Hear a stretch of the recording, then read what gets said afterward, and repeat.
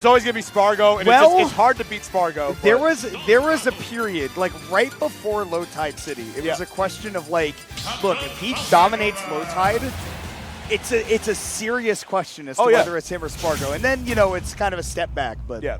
But, I mean, that's fine, though. I mean, he's already proven that he's a problem, so that's all that matters. But we're going to be getting into the next one. This is going to be such a goofy matchup. Oh, yeah, it is. So, Sir Dank, Captain Falcon extraordinaire from the Chicago area. Really fun to watch. And then CrowZ, Mega Man from South Dakota, a friend of mine, too. He's so fun to play against, but he's not fun to play against at the same time. So, me and him, we ran some matches before, and one time I was like, how bad is it really? I play in Cinder War. I took him to Kalos. Yeah. He put 2% on me, and then rush camped me for the next 7 minutes. Yep. Yeah, that sounds about right. Because he could. Because he could. See, it's one of those, like, it's fun to play against you because you're a good player, and I'm going to improve, but it's not fun because that's frustrating. Yeah. And that, one of those situations right there, Sir Dank taken off the top by that up air, and now catch up. Like he just does a bunch of like really goofy stuff too. Like he's like in the Discord that we're in, he's like one of the biggest trolls. He like there's this one player, Braden from South Dakota, Yoshi player, and CrowZ figures out all the best ways to mess with him. And it's very, very funny. Okay, I love the shield pressure with that up air too. If you're really, really tight, you can get 2 of those up airs. You can shield poke with the second one. Yep. Every time I'm looking at tornadoes right now, I'm thinking, man, there was a tornado like 10 miles from my house if I was at home this week. So I'm glad I'm a combo breaker. Yeah. I was on Twitter yesterday, and I just see trending, take cover now. I went, what happened? Yeah, it was lit in Texas yesterday. That's like, one way to describe it, I guess. Literally 5 miles from where I was taking classes in college a couple years ago. Like, it was like, oh, okay. Like, I've been over there.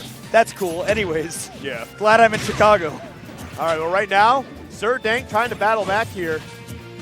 I mean, 103, okay, gets the grab, goes for the down throw, tries to chase him something, and that up smash probably would have taken the stock. That up smash is not an okay move. Anytime that you're in the air and a Falcon just starts dashing around on the ground, up smash is coming. Like, you just go, okay, I'm not landing right on top of him, and I'm not landing wherever his dash ends. Up smash is legitimately like one of the best moves in the game. It's disgusting. It's fast, it hits hard, and he can X so fast out of it. It's got like no end lag. Oh my god. I can see what you're saying about CrowZ being a little bit of a troll. Like, just kind of thinking, okay, this is a guaranteed stock for me. But what's the funniest way to take it? Yeah. I mean, in competition, he still plays serious. Like, if he knows he's just going to win, he's stopping. He might do something a little bit silly. But when he's playing against friends, he always does something silly. And I don't like him for that. Play the game with me. Yeah, no, seriously. That is what he does. Like, literally, what he'll do is he'll hop in the car, and he'll, like, turn on every light and then say, night one.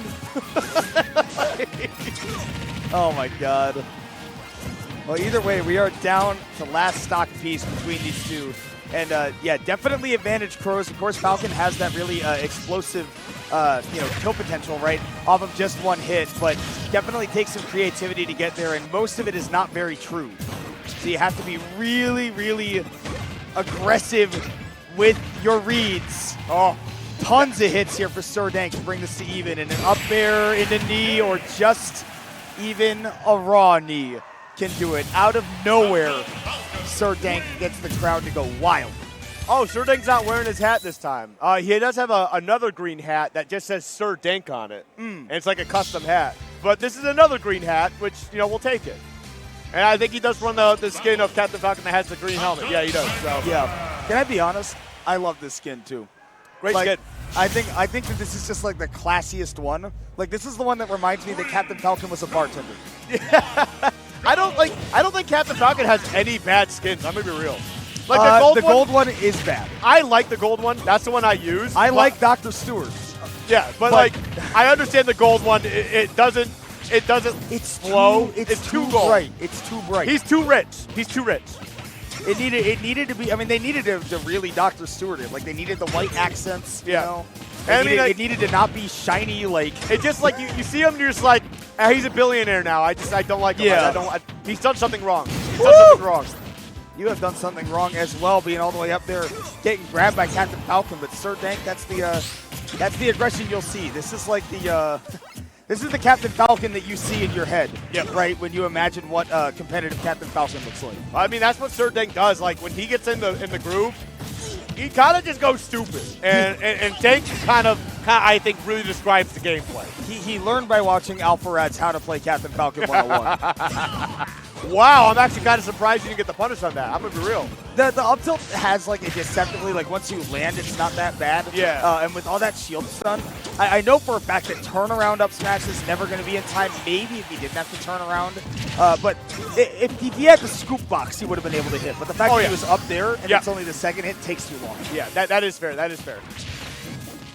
Maybe Regardless just because I just think that move is just like literally Christ back on Earth. Oh, yeah. No, I mean, you just when it doesn't work, you're like, huh? Wait a second. Yeah. This move can do no wrong. It did wrong. How did it fail? How did it fail? Jesus failed me. Okay, nice. I love the tech chase with the up B, knowing that like there's honestly really nothing for CrowZ to do to escape there. Bringing this to 60% and climbing even. Man, Sir Dank damage output is crazy. There we go, the Leaf Shield. Remember then they nerfed Leaf Shield? Because Mega Man was probably the best character in the game when the game came out. Honestly, I forgot about Irby Leaf Shield. Oh, yeah. That thing was funny, and that move is still funny. It's still funny, but that Mega Man was like, I still think Mega Man's very, very good, and I feel like enough people don't really like give him the credit that he deserves. But he was really good when Leaf Shield was the way it was before.